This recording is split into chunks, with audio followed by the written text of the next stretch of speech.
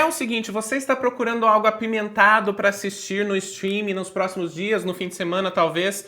Se você chegou aqui procurando algumas dicas, nós temos essas dicas. Estou aqui com o Marcelo Hessel para falar dos filmes mais quentes no streaming brasileiro. Olha só que beleza, não é o 365 dias, tem um monte de filme aí na Netflix se você entrar, porque enfim, o trailer erótico aí de catálogo de streaming tem um monte. A gente vai tentar fazer uma pequena seleção aqui, humilde, assim, sem grandes pretensões também, mas tentar fazer uma pequena seleção e contextualizada e que seja digna do nome, de uma lista aí, entendeu? vamos nessa, vamos começar. Faça as honras aí, Caio Colette. É isso, né? Então nós vamos trazer aqui alguns filmes tentando fugir desses 365 dias, o lado bom de ser traído, essas produções de streaming aí. O lado bom de ser traído eu nunca assisti. Eu também não assisti. Talvez seja bom, galera. Não sei, não tô falando que é ruim, não. Não tô falando que é ruim, não. A gente vai trazer alguns outros filmes aqui, tá? Eu quero começar por um clássico que está na Netflix, um novo clássico aí, que é o Infidelidade, do Adrian Lyne. Ela é feito lá em 2002 com a Diane Lane, em que ela interpreta aí uma dona de casa que é esposa de ninguém menos do que Richard Gere, mas que tá afim de viver outras aventuras, entendeu? Daí ela conhece um artista plástico muito bonitão e ela resolve que agora é o momento dela. E é um filme tenso, é um filme quente, com cenas quentes, o Adrian Lyne é muito bom nisso, e é um filme que também tem uma história, assim, envolvente. Eu acho envolvente esse filme. É engraçado, o Adrian Lyne, quando a gente no Omelete, sei lá, faz 20 e tantos anos, né, escrevendo texto. Quando comecei a pegar os primeiros filmes do Adrian Lyne, você falou, nossa, moralista, velho, que cara é esse, não sei o quê. E assim, né, você chega, obviamente, com sua visão de mundo, você chega com seus julgamentos para olhar o filme e tal, e às vezes você não interpreta que, tipo, dentro dessa chave moral e tal, tipo, dá pra você fazer muita coisa, dá pra você fazer filmes que são perigosos até, entre aspas e tal, e não só filmes moralistas. Então, é um cara que ele sempre soube fazer isso, né? Tipo, a Atração Fatal é o grande clássico, assim, né? Tipo, fez o nome de muita gente também aí de Hollywood, sei lá, Proposta Indecente e tal, enfim, o cara que fez a carreira dele em cima desses filmes. E se a gente fez um outro vídeo aqui do cenas de sexo e tal, a gente mencionou Paul Verhoeven, o Adrian Lyne ele entrou no thriller erótico por um outro caminho, né, de fazer uma coisa meio supercine, aquele filme do Sábado à Noite que a família toda vai ver e tal, mas ao mesmo tempo é um filme perigoso, né, tipo aquela coisa do filme moralista e tal, mas ele tem uma pegada ali, uma viradinha e tal, que tipo, ele está meio que curtindo todo o lance do perigo, né? Então, assim, a cena da Diane Lane nesse filme, que começa a bater o vento lá, voa todos os papéis, não sei o quê. Cara, tipo, tem essa quentura, assim, no filme, e realmente parece que a televisão vai queimar, assim, vai transpirar, entendeu? Então, é um especialista em fazer esse tipo de coisa, e esse filme realmente, tipo, eu assistiria de novo, assim. Quando eu assisti, falei, nossa, é real, meio moralista, né, e tal, mas, pô, esse filme é de 2002 e tal, naquela época eu não sabia nada de cinema. Hoje em dia eu acho que eu veria muito mais valor nele. É isso, e tá na Netflix, hein, galera? Esse aí tá na Netflix. Qual é a sua próxima indicação? Olha só, vamos nessa época aí, ó, viradinha do século, tá? Porque final dos anos 90 o cinema americano ficou muito puritano e tal, mas se você pega, sei lá, tipo, o terceiro Matrix tem cena de bacanal e tal, então, tipo, é o finalzinho ali de uma certa permissão de desejar. E aí vira o século, o mundo não acabou, a gente entra na guerra do Iraque, e aí, velho, ladeira abaixo, matou o desejo, entendeu? Então, até a virada do século, a gente ainda tem filmes muito interessantes. Tem um filme que tá na lista aí de melhor de todos os tempos de muita gente, tal, que se chama Bom Trabalho. É um filme da diretora francesa Claire Denis, que também é especialista em filmar o desejo, e aí ela vai fazer uma coisa que é um grande exemplo, aí, uma grande lição de coreografia de corpos no cinema. É a história de um cara que é soldado, e aí ele está numa preparação ali para se tornar um membro muito bem integrado à sua tropa e tal, e uma coisa de pulsão homoerótica muito forte nesse filme.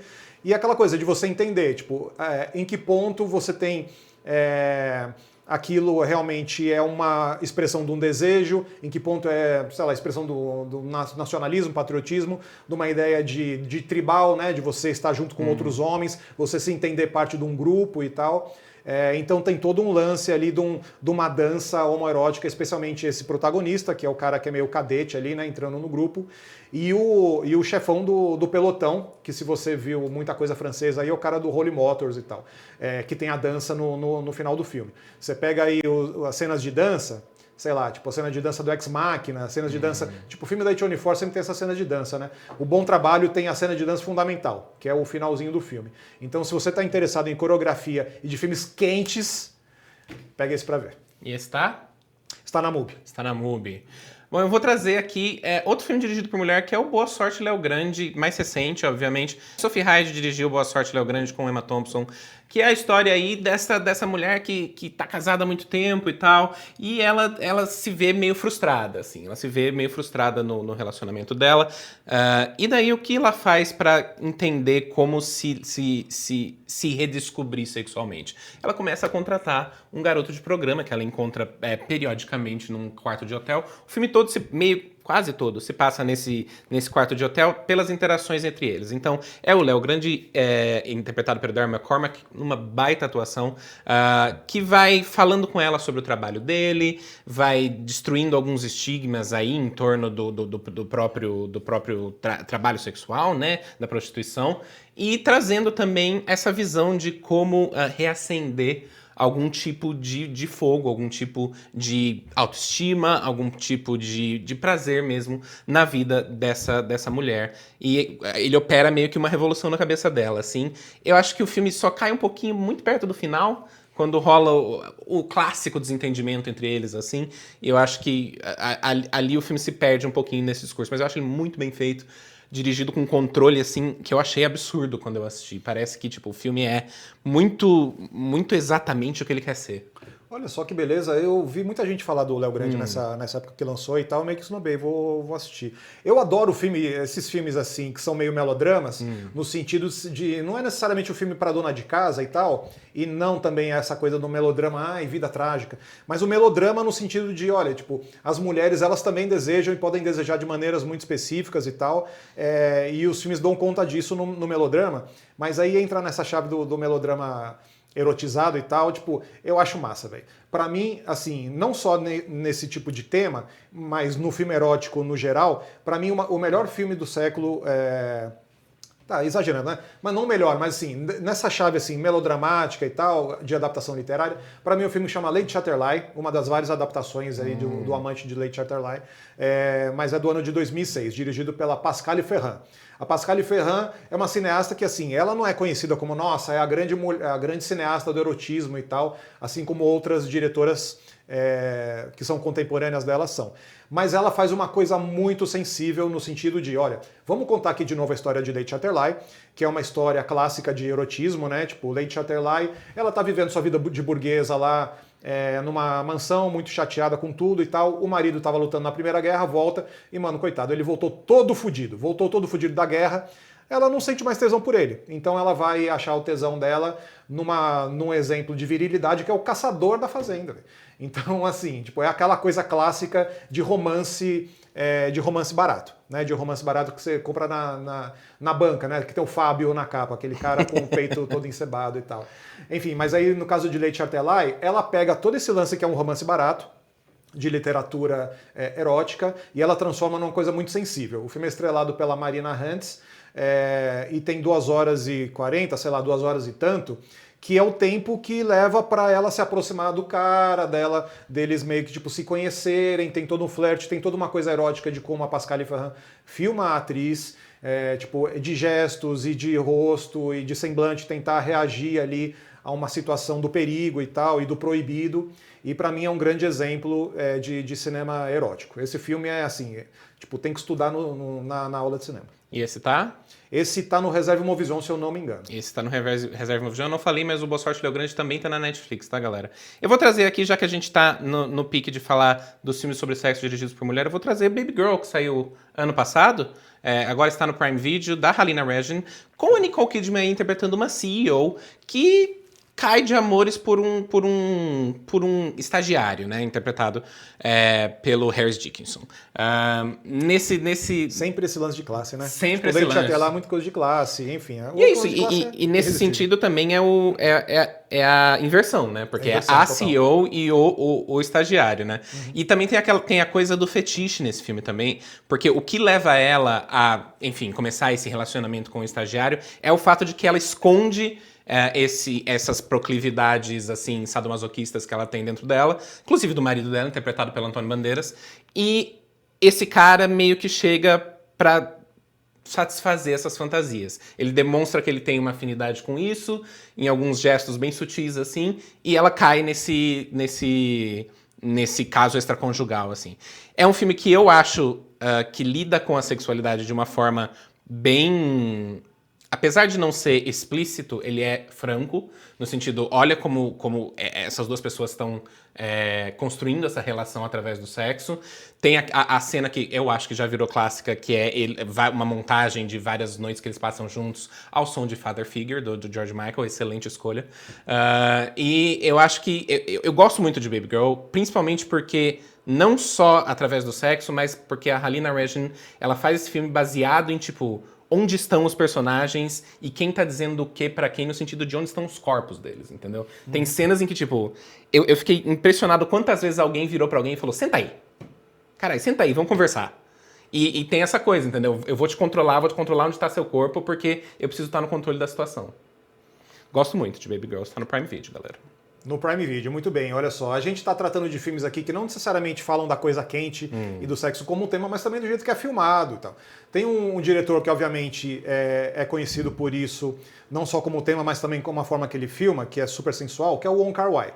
O Wong Kar-wai, ele faz filmes aí ao longo dos anos 90 e 2000 que são adorados por muita gente. Cinéfilo adora e tal, é meio que tipo o passo a passo da cinefilia. Você tem que estudar o Wong Kar-wai e tal. E aí muita gente gosta muito do Amores Expressos, obviamente do Amor à Flor da Pele e tal, são filmes que vira e mexe voltam para o cinema em versões novas. Fui ver Amor à Flor da Pele esses dias com orquestra e tal, foi bem bacana. Mas eu queria trazer um aqui que nem sempre é lembrado, porque aí já é um pouco experimental demais, talvez, pra galera, assim, e também é meio que o Wong Kar-wai tardio, que é o 2046. 2046 é meio que o auge, o ápice de algumas coisas discursivas de Wong Kar-wai. Então, assim, se você pega, sei lá, Anjos Caídos, Amor à Flor da Pele e tal, tem muito uma coisa do erótico, né, da preparação de uma aproximação, e às vezes como você frustra isso. Então, uma coisa do sexo interrompido, né? Tipo, do desejo interrompido. No caso do 2046, a história de um cara que se hospeda num quarto de hotel, ele está escrevendo lá um livro de ficção científica, e ele fica lembrando amores do passado. Então, assim, é meio o Wong Kar-wai falando sobre si mesmo, no sentido de, vamos repassar aqui coisas que eu já encenei, mas aí, tipo, ele vai levar a última potência, as cores do filme, montagem fora de ordem, como a câmera aparece sempre tentando captar só pequenos lances de coisas e tal, e aí vai a vias de fato, né, tipo, em relação ao desejo. Tipo, é um filme que vai até o máximo disso, do que ele se permite no cinema dele, e se você gosta das musas de cinema de Hong Kong, de Taiwan, cinema asiático e tal, e das musas que trabalharam com ele, aí esse filme é tipo, poxa, junta todo mundo, né, tem Fei Wong, do Chungking Express, tem a Gong Li, tem a Meg Chong, do Amor à Flor da Pele, tem a Zhang Zi, assim, todo mundo. E tem o Tony Leung. Então, assim, se você quer objetificar homem também, ninguém melhor que o Tony Leung para você objetificar. Gatíssimo, onde tá? MUBI também, eu anotei, não, peraí, 2046, MUBI, acho que é MUBI. É isso. 2046 está na MUBI. Inclusive tem o Felizes Juntos também, que eu adoro, que também é um filme bem sexualmente carregado, eu acho, apesar de não ter realmente cenas de sexo. O Tony Leung e o Leslie Chong. Ali juntos, eu acho que eles têm uma química muito forte. Mas eu vou trazer aqui, já que estamos no pique asiático agora, eu vou trazer um filme coreano, porque eu tenho assistido muito filme coreano nos últimos tempos, que é eu vou falar em inglês primeiro, Love and Leashes, porque é literalmente Amor e Coleiras, galera. Que título incrível. Mas a Netflix traduziu aqui pro Brasil como Amor com Fetiche, que é um filme sul-coreano sobre essa moça, que tem... Mentira, sobre este moço que tem um fetiche com couro e com sadomasoquismo e tal. E ele vai trabalhar num escritório novo, de boas, as duas vidas dele estão separadas. Só que ele pede uma coleira, enfim, que ele vai usar com as parceiras dele, e chega no escritório, em vez de chegar na casa dele. E daí quem abre é a chefe dele. A chefe dele interpretada pela Sohyun, inclusive se você é fã de K-pop, ela é a Sohyun do Girl Generation, galera. Uma lenda, assim. E daí ela faz o quê? Ela fala, peraí. Mas essa mulher também tem coisas pra resolver, entendeu?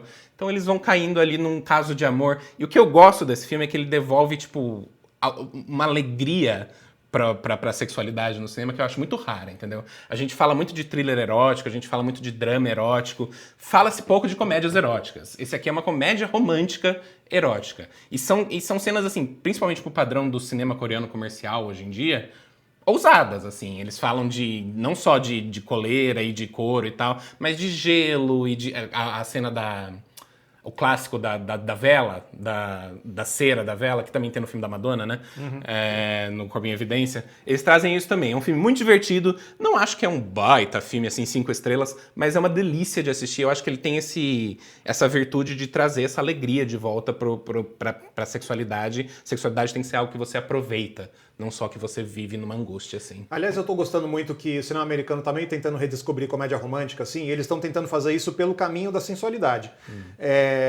E, poxa, é o melhor caminho possível para você redescobrir comédia romântica. E, assim, comédias românticas lá nos anos 30 e tal, você poderia dizer que também Rosalind Russell e Cary Grant juntos é super sexy e tal. E hoje em dia tem o quê? Tem o Hitman, que a gente poderia botar aqui, um filme super sexy. A gente tem o Todos Menos Você, um filme super sexy também. Não por acaso 2 filmes com o loirinho lá do Top Gun. Glenn Powell. O Glenn Powell. Se você olhar pra ele e falar, poxa, é só um loiro. Ele é bonito ou é loiro? Não, só um loiro, assim. Mas assim, tipo, ele consegue fazer, obviamente junto com mulheres muito, muito sensuais e tal, consegue fazer o bagulho acontecer. Então a comédia romântica sensual hoje em dia tá por cima. Eu vou dar uma dica aqui pra gente finalizar essa lista, que não é necessariamente comédia nem nada, e também não é assim, nossa, super transpirante, entendeu? Mas é muito sensual no sentido, tipo, do enigma. É um filme que se chama Personal Shopper. Já viu o Personal Shopper? Sim, sim. Adoro esse filme. Assim, o Olivier Assayas é um diretor francês de tentativa e erro, assim, às vezes erra muito feio, às vezes acerta muito, muito acertado. Sempre que ele escolhe umas musas, ele tende a acertar. Então, assim, ele fez o Irma Vep com a Meg Chung, na época que ele estava se relacionando com a Meg Chung. Irma Vep é incrível. Ele fez Traição em Hong Kong com a Asia Argento, filha do Dario Argento, que também é um baita thriller sensual, na época que ele estava junto com a Asia Argento. E aí ele fez com a Kristen Stewart o Personal Shopper, que é um filme super misterioso. Ele fica sempre, os dois, né, no caso, ficam sempre tentando procurar sobre o que é o filme e para onde esse filme vai. E eu gosto muito que é um filme muito misterioso e também muito sensual, no sentido, tipo, existe uma procura aqui, uma busca, ninguém sabe o que é, né? Tipo, o tema do filme não é esse, exatamente. Mas é meio que, tipo, em busca de um filme e aí, tipo, sempre usando a Kristen Stewart como a bússola. Então, assim, a câmera apaixonada por ela, indo para onde ela vai. Ela no filme faz uma profissional dessas que ela é compradora, né? Porque ela trabalha com styling e tal. Então, tipo, a profissão dela é comprar roupa, procurar roupa e comprar roupa.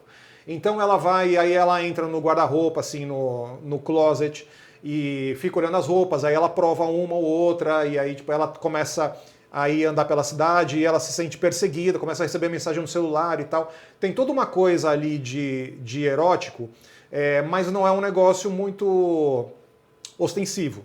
Então é sempre uma coisa, nossa, tipo, tem um mistério aqui, o que é?